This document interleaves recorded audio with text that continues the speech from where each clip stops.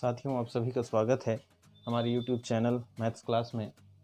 हम कक्षा 9वीं के अध्याय 1 गणित का इतिहास हिस्ट्री ऑफ मैथमेटिक्स में से प्रश्नों को हल कर रहे हैं। ये मुख्यतः वैदिक गणित है। पुराने समय में जो हमारे पूर्वज थे वो किस तरीके से गणितीय संक्रिया करते थे, उसी का एक छोटा सा उदाहरण और छोटे से रूप यहाँ पर दिए गए हैं। इन्हीं में से हम प्रश्नावली 1.10 को हल करने वाले हैं और इसमें जो विधि का उपयोग होगा वो है विलोकनम विधि। तो प्रश्नों को हल करने से पहले हम विलोकनम विधि को अच्छे से समझ लेते हैं। सबसे पहले एक और चीज़ मैं यहाँ पर बोलूँगा कि बहुत सारे हमारे साथी 1.10 ना बोलकर इसको 1.10 बोलते हैं। आप लोगों को मैं बता दूं कि दशमलव के बाद की संख्याएं, मान लो कि यहाँ 1 है और उसके बाद हमने यहाँ पर 1 2 3 लिखा है, तो इसको 1.123 नहीं होता, 1.123 कहेंगे। दशमलव के बाद जो भी संख्या होगी, अब मान लो यहाँ पर क्या लिखा हुआ है 1.91, तो ये 1.91 ना होकर क्या है 1.91। दशमलव के बाद कोई भी संख्या हो, इसको हम क्या कहेंगे 0.45। 0.45 नहीं होता, 0.45 होता है। कहने का मतलब यह है कि दशमलव के बाद जो भी संख्या आएगी उसको एक साथ नहीं पढ़ा जाता, अलग अलग करके पढ़ा जाता है। ठीक है, तो ये आप याद रखेंगे। इसीलिए मैंने इसको क्या कहा, ये प्रश्नावली को 1.10 कहा, 1.10 इसको नहीं कहेंगे। ठीक है, अच्छा अब चलिए विलोकनम विधि देखते हैं। तो मैंने यहाँ पर एक चार्ट रेडी किया हुआ है, इसको पहले समझने का प्रयास करेंगे। यहाँ पर संख्या है और संख्या मैंने 1 से लेकर 10 तक लिया हुआ है। इन्हीं संख्याओं का घात 2 करना है, मतलब इनका वर्ग करना है। तो आप जानते हैं 1 का घात 2 मतलब 1 गुणित 1, 2 का घात 2 मतलब 2 गुणित 2। तो ऐसे ही हम हल करेंगे। यदि 3 का घात 2 मतलब 3 गुणित 3, और इस प्रकार से ही बाकी सब संख्याओं का हल करेंगे। तो यहाँ पर मैंने लिख दिया। अब जैसे कि 1 का घात 2 मतलब 1 गुणित 1, तो इसका जैसे 1 एकम 1 हम करते हैं, कितना आता है 1 आता है, 2 दूने 4, 3 तिया 9, 4 चौक 16, 5 पंचे 25, 6 छके 36, 7 सते 49, 8 अट्ठे 64, 9 निया 81 और 10 दहम 100। ये हम पहले से जानते हैं, लेकिन यहाँ से कुछ हम आंकड़े निकालने वाले हैं, उसको हमको समझना है। विलोकनम विधि में इसी चीज़ पे हमको काम करना है। तो देखिए, संख्या का घात 2 वाले को यहाँ लिखना है। तो जैसे संख्या 1 है तो इसका घात 2 मतलब उसका उत्तर कितना आया हुआ है 1। 2 का कितना आया है 4, 3 का 9, 4 का कितना आया है 16, 5 का 25, 6 का 36, 7 का 49, 8 का 64, 9 का 81 और 10 का 100। ये हमने रफ करके यहाँ पर सही तरीके से लिख लिया। अब साथियों, बीजांक निकालने तो हमको आता है।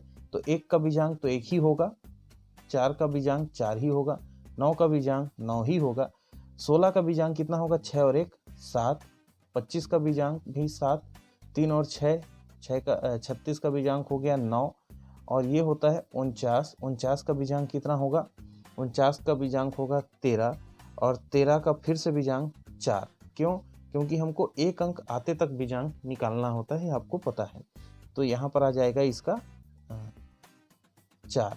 64 का 1 आएगा, कैसे आएगा, 6 और 4 होता है 10, और 10 में से फिर 1 शून्य का होता है 1। कब तक, देखिए 64 का 6 4 10 हो गया, ये 2 अंकों का है, हमको 1 अंकों तक करना है, इसलिए 1। फिर वैसे ही यहाँ पर कितना आ जाएगा 9, और यहाँ पर कितना आ जाएगा 1। तो ये हमने कुछ चीज़ें, कुछ आंकड़े यहाँ पर निकाल लिए हैं।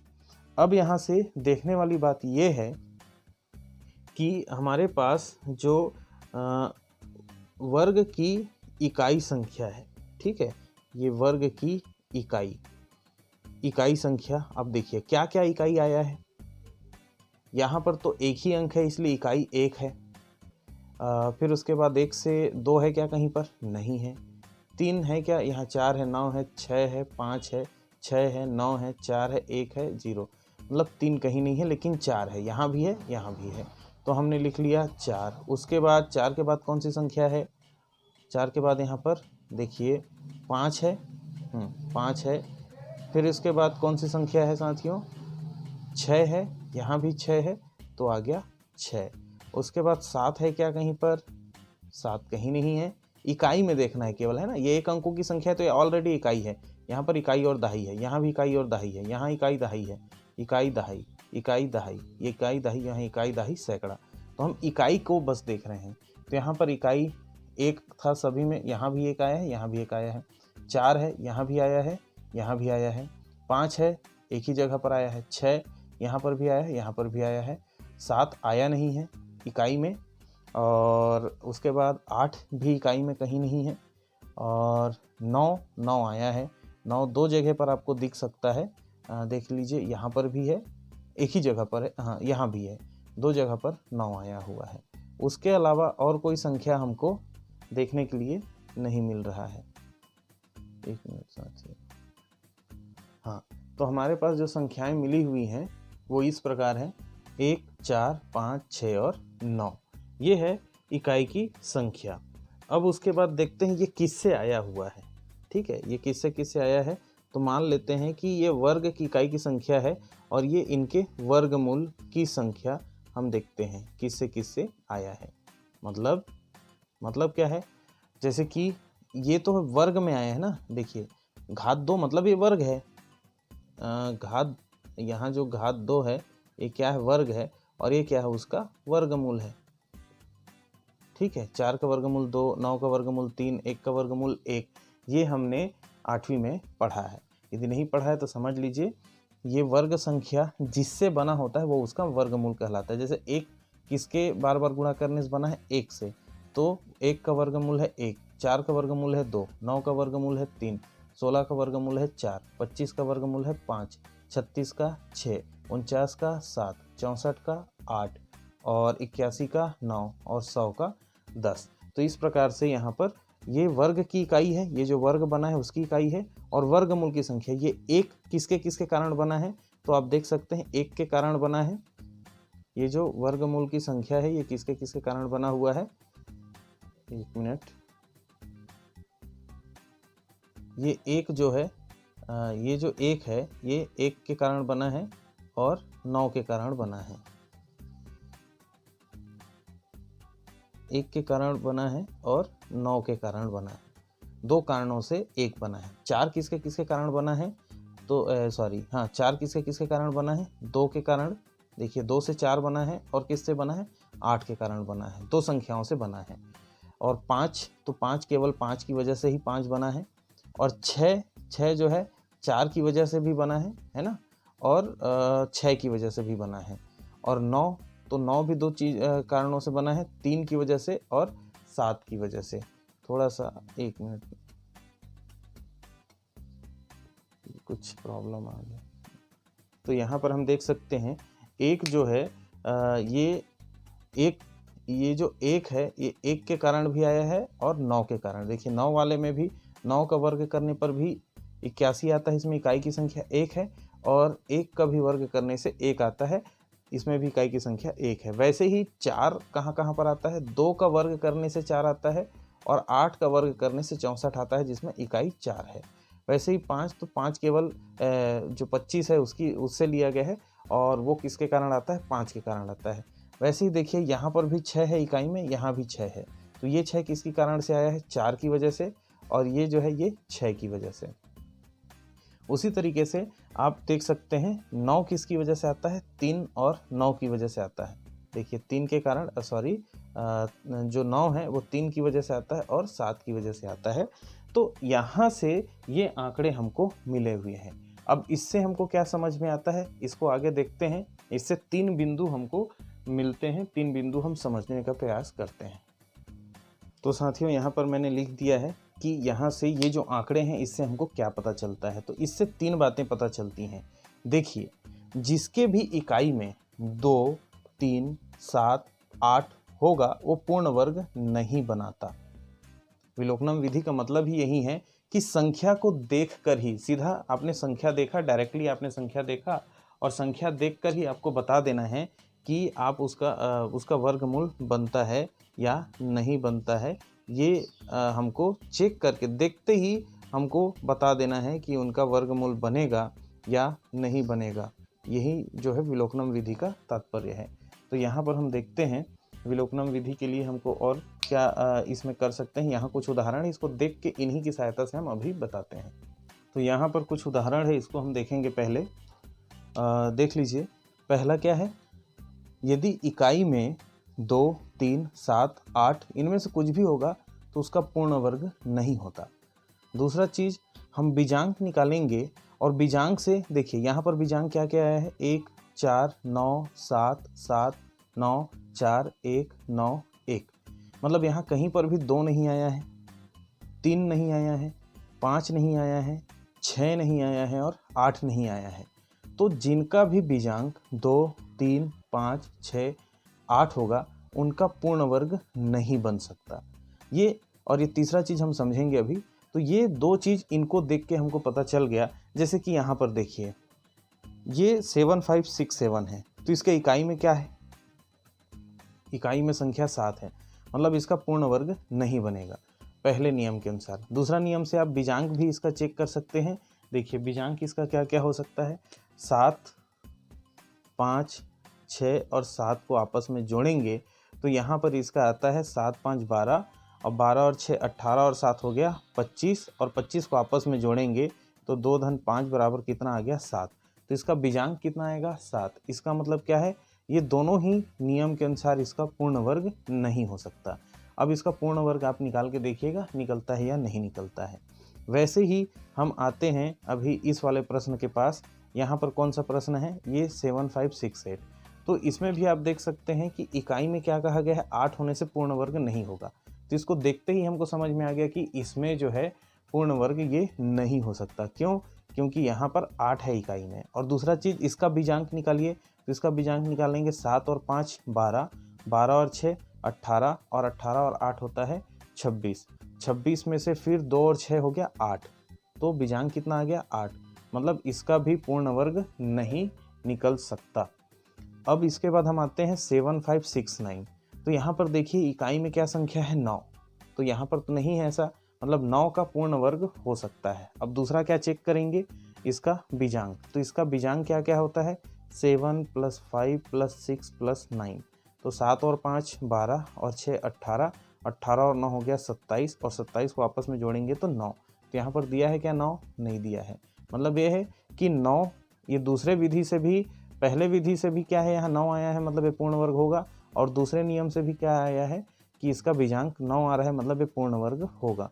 ये दोनों ही तरीके से पूर्ण वर्ग वाली संख्या है। और आप देख सकते हैं आपके प्रश्नावली 1.10 में दूसरा प्रश्न यही है और इसका वर्गमूल निकालना है। वैसे यहाँ चौथा संख्या हम उदाहरण के रूप में लिए हैं। यहाँ पर देखिए यहाँ क्या संख्या है, 0 है।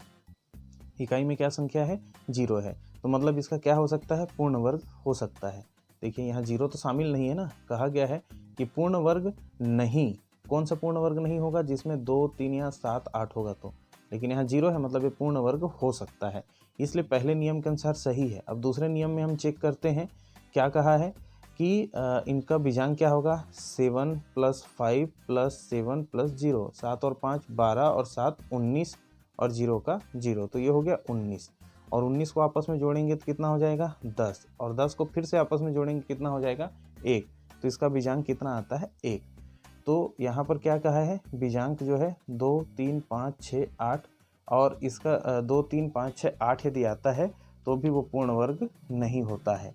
इस तरीके से इसका भी एक बार बन सकता है और इसका भी एक बार बन सकता है। तो दोनों को हमको बना के, दोनों को नहीं, इसको, ये जो प्रश्न है इसको हम बना के अभी देखेंगे। तो ये विलोकनम विधि है। इसमें कंडीशन ऐसा है कि इसका नहीं बन सकता, इसका नहीं बन सकता, इसका बन सकता है और इसका बन सकता है। तो इन दोनों को ही अब देखना है। अब तीसरा क्या है, जितने जोड़े बनेंगे उतने ही वर्गमूल की संख्या होगी। अब देखिए मान लो ये 4 अंकों की संख्या है, तो 4 अंकों की संख्या है तो इसका जो वर्गमूल होगा ये 2 अंकों का आएगा। कुछ भी हो सकता है ये x y की जगह पर। वैसे ये भी 4 अंकों की संख्या है तो इसमें 2 जोड़े बन रहे हैं, तो इसमें भी कितना आएगा, 2 अंकों का इसका वर्गमूल आएगा। तो ये है विलोकनम। विलोकनम से हमको क्या मिल जाता है कि हमको पूरा प्रश्न हल करने की आवश्यकता नहीं है। हम शुरू में ही देख के बता सकते हैं कि किसी दिए गए प्रश्न का पूर्ण वर्ग बनेगा या नहीं बनेगा, और बनेगा तो उसमें कितने अंक होंगे। आइए इसको आगे इसके प्रश्नों को हल करके देखते हैं। अब हम ये जो प्रश्न है, प्रश्नावली 1.1 का दूसरा 7569, इसका विलोकनम विधि से वर्गमूल ज्ञात करेंगे। अब इसमें से देखिए, ये जो है जो संख्या है हमारे पास 7569, तो इससे क्या होता है, हम यदि जोड़ा बनाते हैं 7569 से यदि जोड़ा बनाएंगे तो ये एक जोड़ा बना, एक जोड़ा बना, तो इससे दहाई का संख्या और इससे इकाई का संख्या मिलेगा। अब इसको हम कैसे सोचेंगे, कहाँ से मिलेगा, कैसे मिलेगा, इसको हम देखेंगे। अब हमारा पहला चीज़ ये पता चल गया कि 2 अंकों की संख्या होगी, इससे इकाई और इससे दहाई की संख्या बनने वाली है।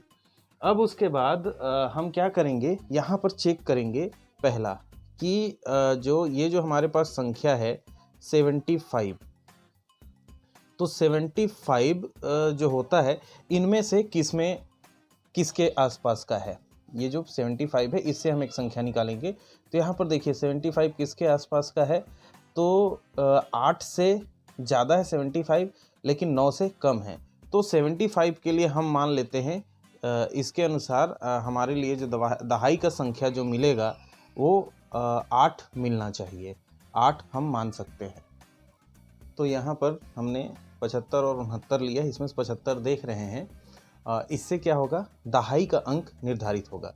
75 को हम कहाँ से देख रहे थे, यहाँ से, तो देखेंगे यहाँ पर ये जो 64 है और 81 है, इन दोनों के बीच में ही 75 होता है।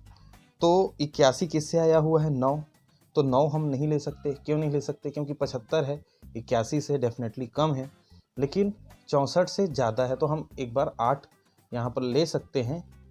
किसके लिए, दहाई के लिए। हमारा जो दहाई का अंक है वो किससे बना हुआ हो सकता है, 8 से बना हुआ हो सकता है। तो ये 8 हमको मिल गया दहाई के लिए, ये जो है दहाई के अंक के लिए हमने निकाला।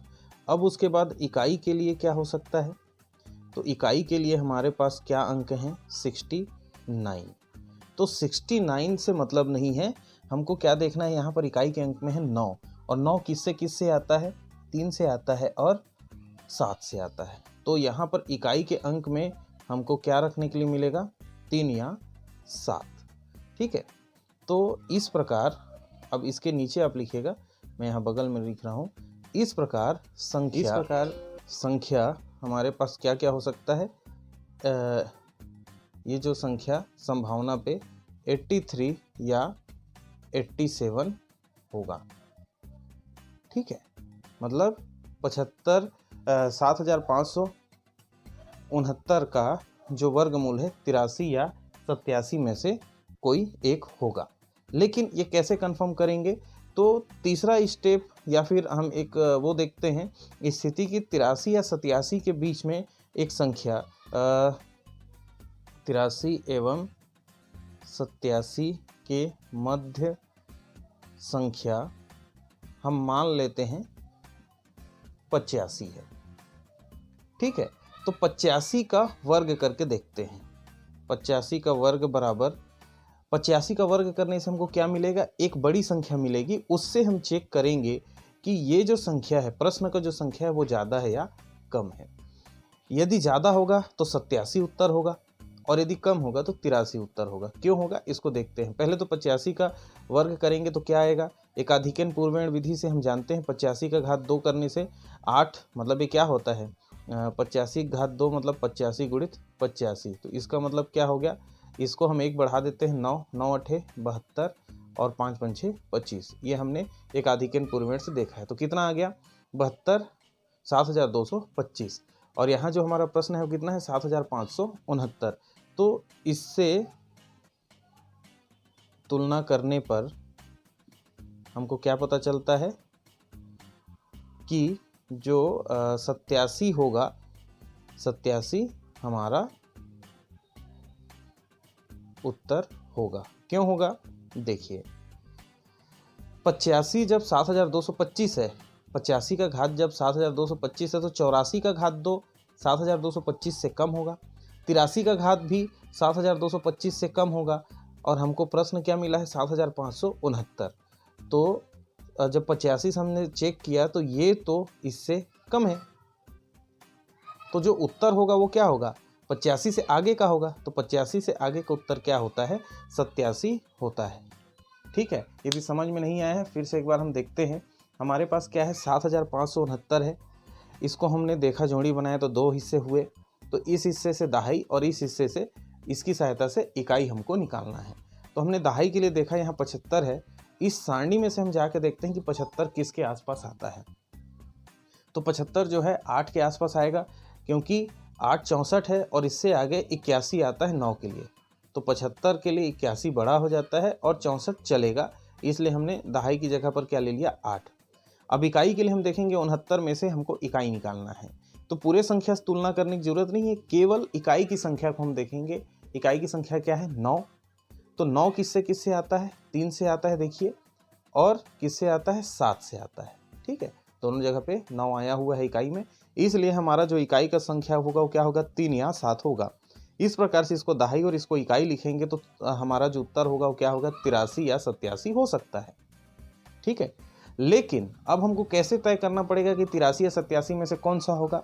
तो हम क्या करते हैं, इसके बीच की संख्या मान लेते हैं 85, और 85 का वर्ग निकालना बड़ा आसान है। तो हमने इसका वर्ग निकाल लिया और हमने चेक किया कि जो हमको प्रश्न मिला है 7569, वो 7225 से बड़ा है या छोटा है। यदि इससे बड़ा है तो उत्तर 87 होगा, यदि इससे छोटा है तो उत्तर 83 होगा, क्योंकि ये बीच की संख्या है।